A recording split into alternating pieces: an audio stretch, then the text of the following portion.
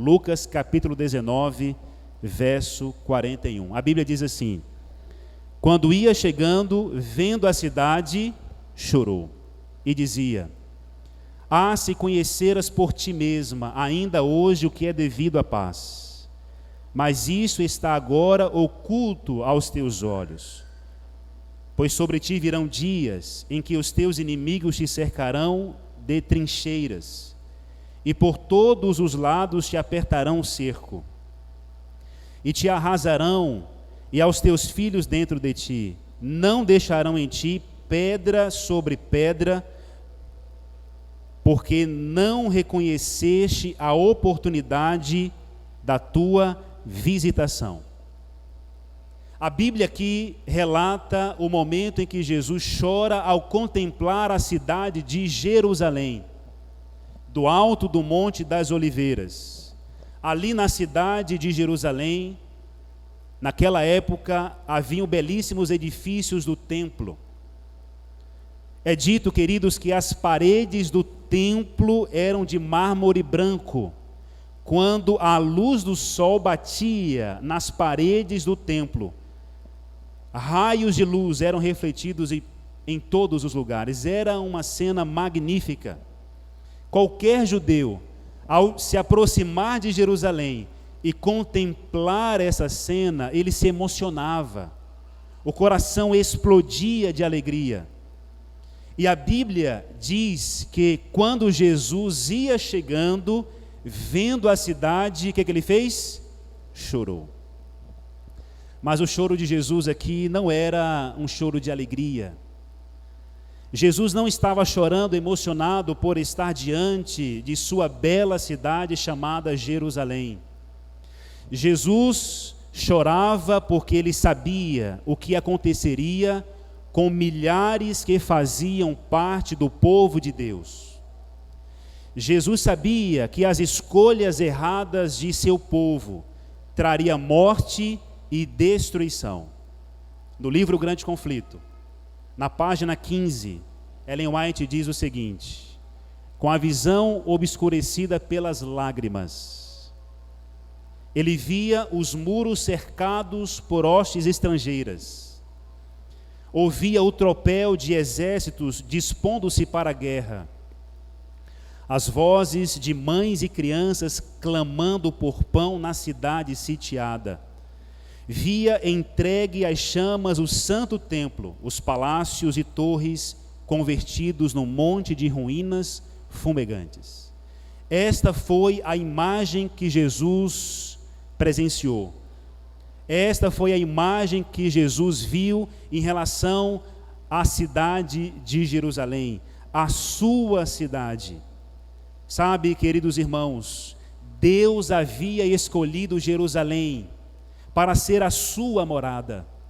Deus havia escolhido Jerusalém para ser a sua cidade.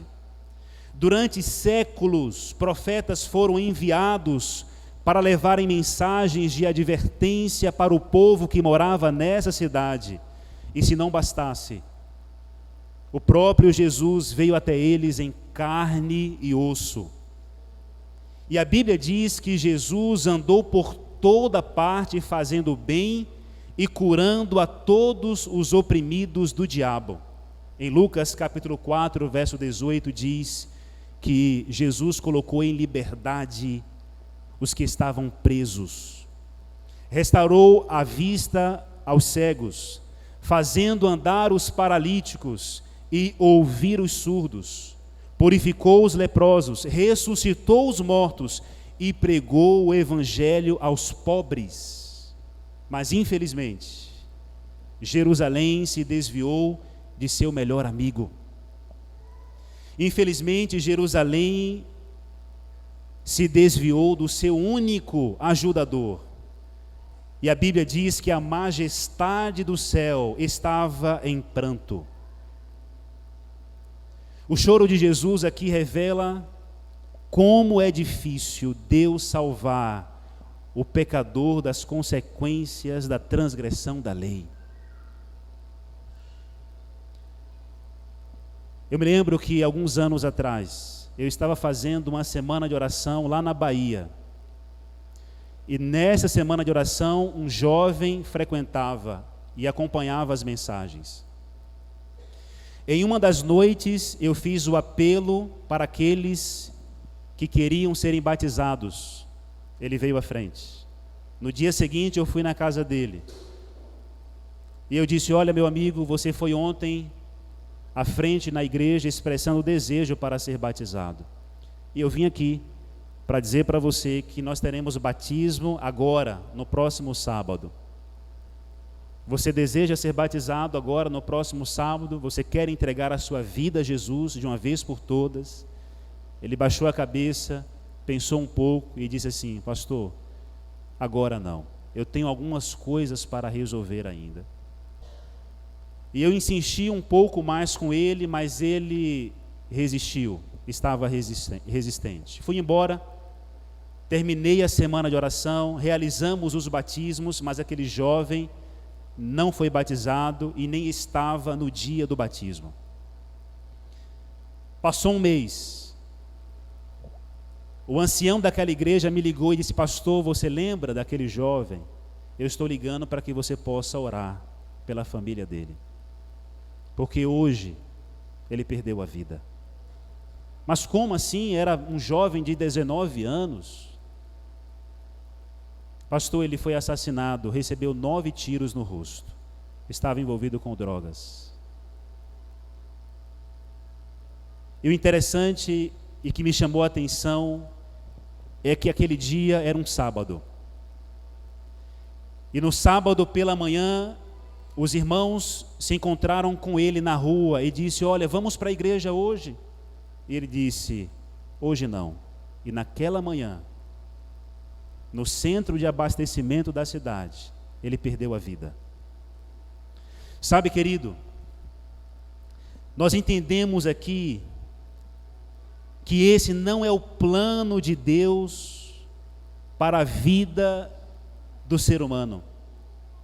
Aquele jovem teve a sua oportunidade de selar a vida com Jesus, mas infelizmente, por estar dentro do conflito entre o bem e o mal, infelizmente, por estar no grande conflito, ele perdeu a sua vida. Não precisava, ele poderia ter escolhido viver, ele poderia ter escolhido Jesus, ele poderia estar vivo hoje, mas infelizmente, ele rejeitou o seu único ajudador. Infelizmente, aquele jovem rejeitou o seu melhor amigo, Jesus.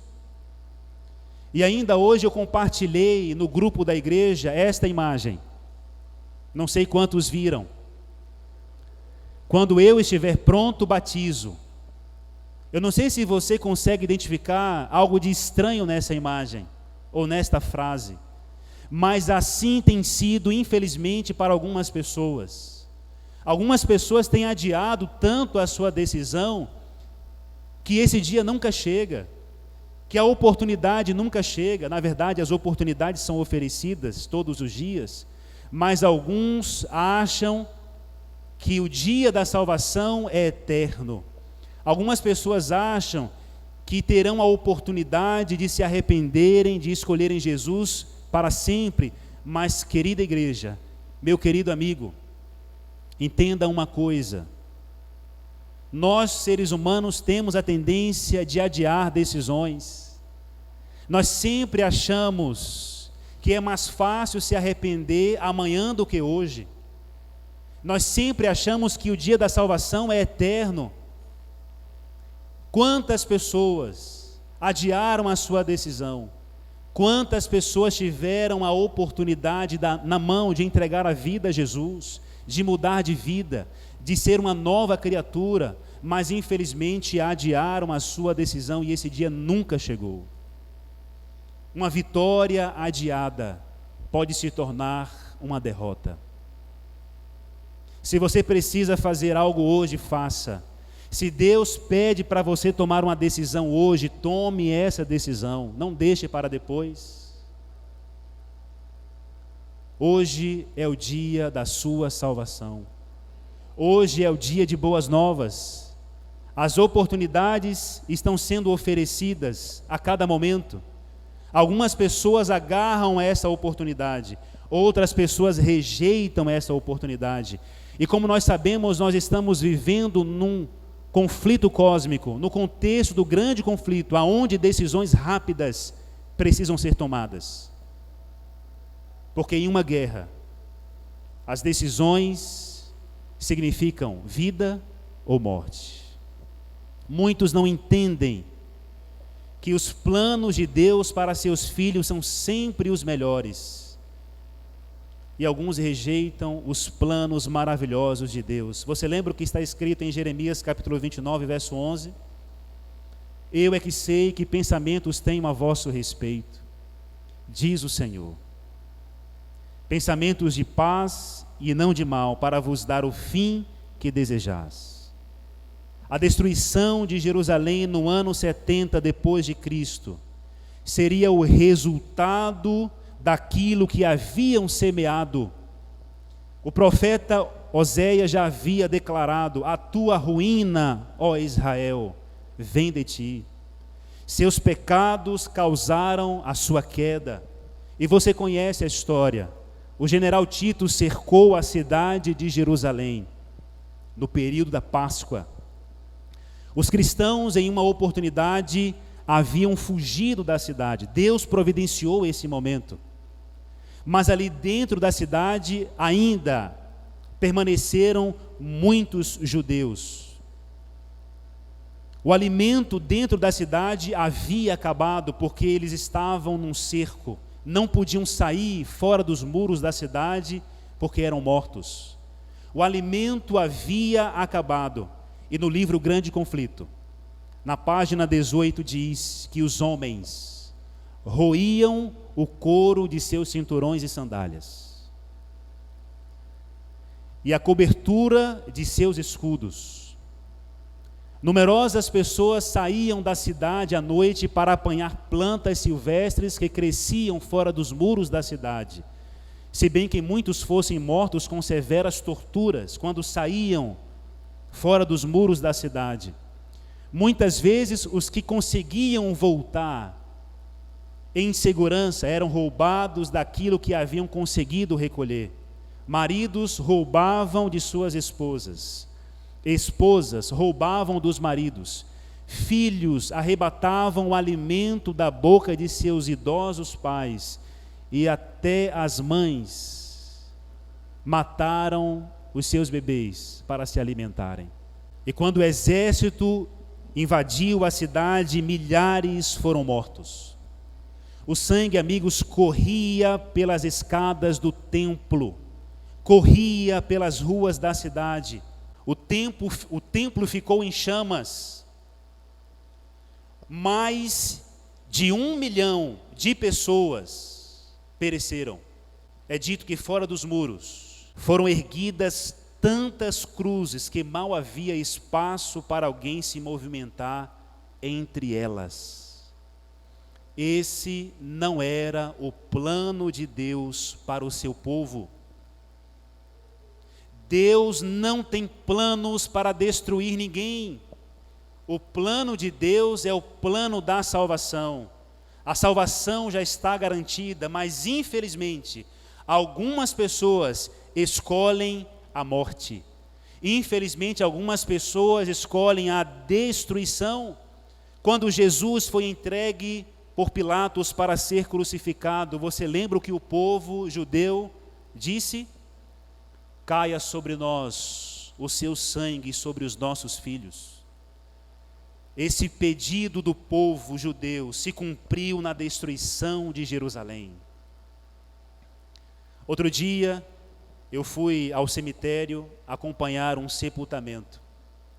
E enquanto eu estava caminhando em direção ao local do sepultamento, eu passei por uma mulher que estava ao lado de uma sepultura, de um túmulo. E eu percebi que ela estava chorando, com uma mão em cima da sepultura e a outra enxugando as lágrimas. E ela dizia: meu filho, quantas vezes eu disse para você, Quantas vezes eu orientei você, quantas vezes eu te aconselhei. Você me deixou sozinha.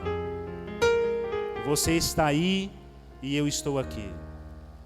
E aquela mulher chorava, lamentava pela perda do seu filho, pela foto que estava ali no túmulo. Parecia ser um jovem de 19, 20 anos de idade, aqui em Paragominas.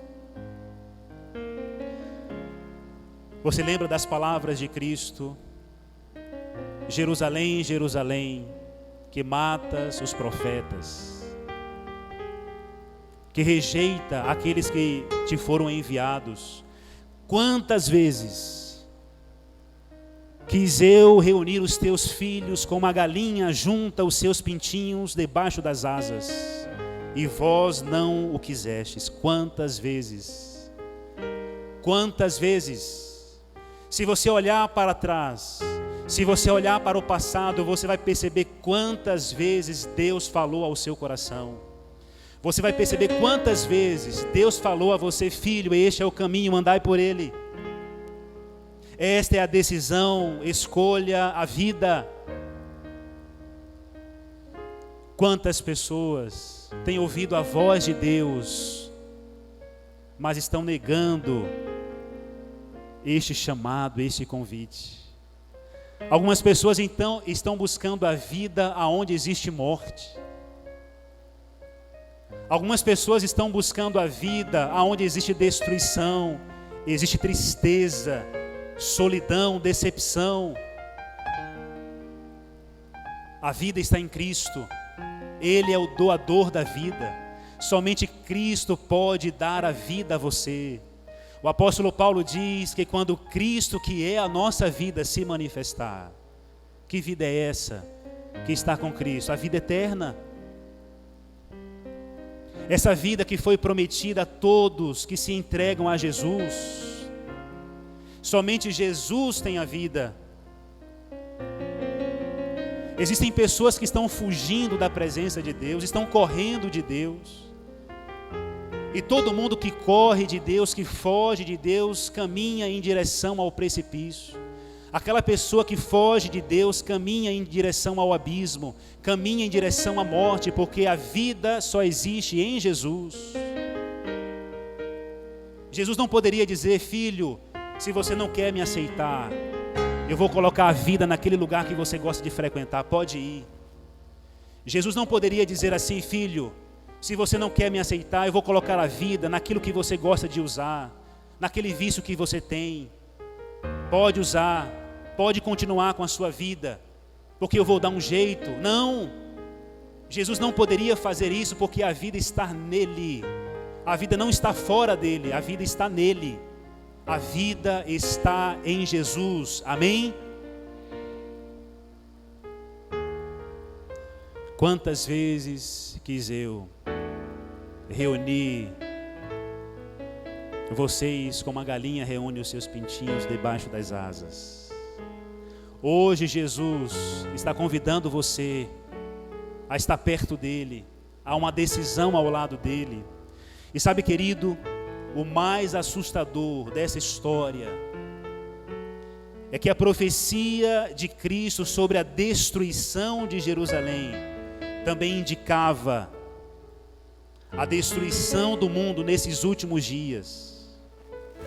No livro Grande Conflito, a nossa última citação da noite, Ellen White diz que o mundo não está mais preparado para aceitar a mensagem destinada a este tempo do que estiveram os judeus, para receber o aviso do Salvador a respeito de Jerusalém. E ela continua dizendo: venha quando vier, o dia do Senhor surpreenderá os ímpios, correndo a vida a sua rotina invariável, encontrando-se os homens envolvidos nos prazeres, nos negócios, no comércio e na ambição de ganho fácil, estando os líderes do mundo religioso a engrandecer o progresso do mundo e encontrando-se as pessoas embaladas num falso senso de segurança. Então, tal como o ladrão que à meia-noite rouba a casa não protegida, sobrevirá repentina destruição aos despreocupados e ímpios, e de nenhum modo escaparão. O fim se aproxima. Estamos preparados para esse dia? Igreja Adventista do Camboatã, estamos preparados para esse dia? Cristo virá uma segunda vez para reunir o seu povo. Essa é a nossa maior esperança. Em Mateus, o Senhor diz, a palavra de Deus diz que então aparecerá no sinal, o sinal do Filho do Homem, no céu. Todos os povos da terra se lamentarão e verão o Filho do Homem vindo sobre as nuvens do céu, com poder e muita glória.